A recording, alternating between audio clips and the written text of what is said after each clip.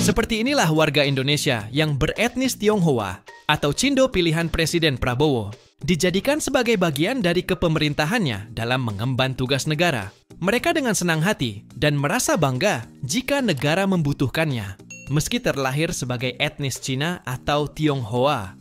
Namun cinta terhadap tanah air Indonesia begitu melekat dalam jiwanya, karena negara Indonesia mengedepankan persamaan hak untuk semua warganya.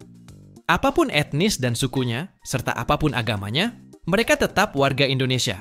Dan itulah yang membuat warga negara tetangga merasa iri dan membanding-bandingkan dengan apa yang terjadi di negaranya.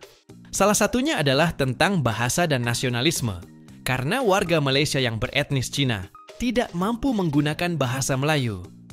Malaysia yang terkesan tidak memiliki nasionalisme terhadap negara, karena mereka yang beretnis Cina atau yang berketurunan Cina tetap dipanggil sebagai orang Cina, bukan orang Malaysia.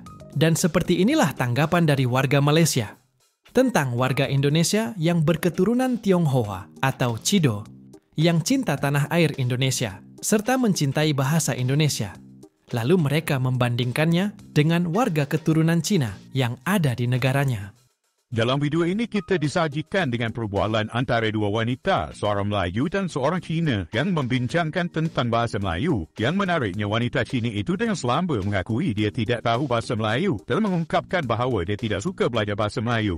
Reaksi ini jelas mencetuskan rasa kurang senang di kalangan warganet, terutamanya apabila mempertimbangkan bahawa mereka berada di Malaysia, sebuah negara yang berbilang kaum. Persoalan timbul dengan bagaimana kita sebagai rakyat Malaysia seharusnya menghargai dan memahami bahasa yang menjadi identiti negara kita. Adakah situasi ini mencerminkan masalah yang lebih besar dalam integrasi budaya dan penghargaan terhadap bahasa Melayu dalam kalangan segelintir masyarakat? Video ini membuka ruang untuk perbincangan yang lebih mendalam mengenai tanggungjawab kita sebagai warga Malaysia untuk memelihara dan mempromosikan bahasa dan budaya kita.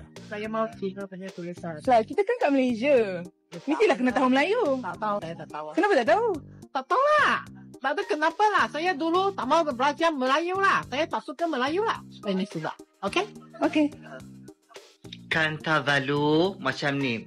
Awak pergi balik tengok dekat sana, tengok macam mana cara rakyat China dia hidup. Rakyat Cina dia hidup macam mana? Dia seperti manusia kita biasa. Dia tak ada pilih-pilih bulu. Type C lah, type I lah, type M lah. Tak ada. Dia treat semua equal, sama rata. Faham tak? Dan dia kat sana ada kelebihan untuk warga dia sebagai warga Indonesia. Orang Melayu kat sana ada kelebihan dia. Ada perlembagaan dia. Dia tak kacau. Dia faham. Yang dia faham sekarang ni, dia nak meningkatkan dia punya kualiti tersebut, kesatuan bersatu, iaitu satu bangsa. Faham tak? Kalau kat sini cakap Melayu pun apa-apa itu macam kita kena buat itu peraturan pendidikan macam mana so you tak berasimilasi, you are not assimilated with the pribumi punya orang. Faham tak? If you are assimilated and you have a national empowerment in yourself, kita ada masalah tu. Baik apa pun sekalipun. Tapi ni tak nampak berat sebelahnya. Macam mana? Bak kata Sami value lah. Ini apa ini orang? Ini orang kerja orang gila punya kerja. Sami value aku sokong. Sebab dia tak ada pilih kasih. Dia tidak ada pilih kasih. Dia semua sama. Beza menteri-menteri sekarang ni. Buka mata. Orang tengok Indonesia juga example. Orang Indonesia yang berbangsa Cina, dia ada nama Indonesia. Perasan? Yes. Perasan. Malaysia tak ada pun orang yang nama Malaysia atau nama Melayu, tak ada. Kalau Chinese lah. If not mistaken, kat Indonesia ni dia, correct me if I'm wrong, dia memang integrate semua orang. Dekat Malaysia, dia more like you boleh hidup bersama, bersepadu tapi tidak integrated.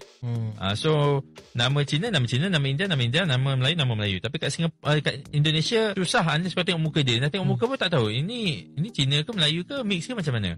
Kalau tengok dekat TV dia tu, movie dia tu memang dah bercampur-campur lah. Dia dah campur lah dia punya perkahwinan tu. So lagi susah nak perkataan tu asimilasi dia assimilated. Yes. Assimilated. Yes. Dekat Malaysia tak. So dari segi tu memang akan ada perbalahan lah. And then perbalahan perubahan makin lama makin teruk. I tengok memang membimbangkan lah. So that's why for them untuk tinggalkan Malaysia tu dia macam Tak masalah. no, bukan nak criticize them. I understand why they doing it. And then for us pun, kalau you dapat offer Nazri, okay, bagi contoh lah, Thailand. Maybe the Chinese can go to the Singapore dan reside kat sana. Maybe the Malays boleh pergi ke Thailand. Contoh.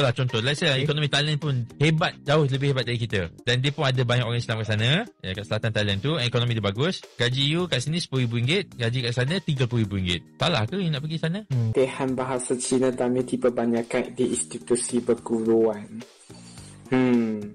Kalau nak tanya pendapat aku dengan benda macam gini, aku rasa aku kurang setujulah dengan apa yang dilaksanakan oleh PMX ni.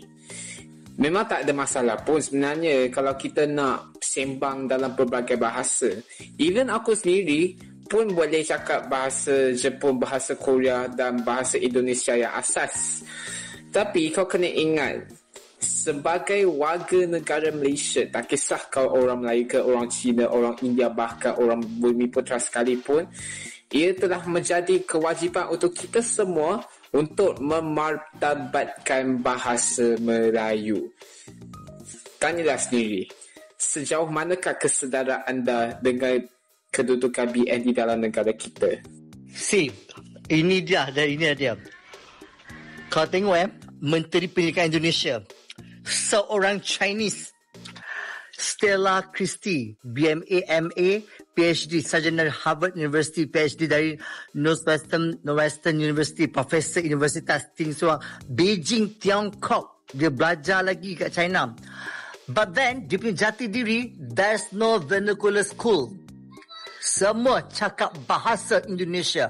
Jati diri yang sangat tegas. Kita punya, tak apa, boleh. Cakap je lah nak cakap. Tak apa, tak boleh. Oh, it's okay. Nak cakap bahasa pun tak apalah. Kita ikut. Asalkan ada dalam jawatan, itu kita punya pendidikan.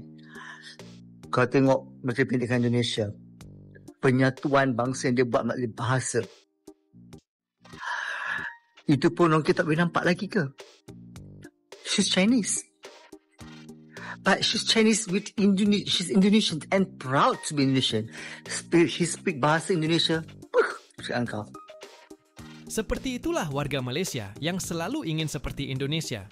Tapi apakah mereka menyadari bahawa sistem kenegaraan antara Indonesia dan Malaysia sungguh jauh berbeda? Malaysia tidak ada yang namanya persamaan hak. Yang ada hanyalah hak keistimewaan Melayu. Dan kaum Melayulah yang selalu menjadi peran utama di Malaysia. Dan sistem perkaumanlah yang selalu dikedepankan oleh pemerintah kerajaan Malaysia. Sedangkan Indonesia mengedepankan persamaan hak untuk semua warganya.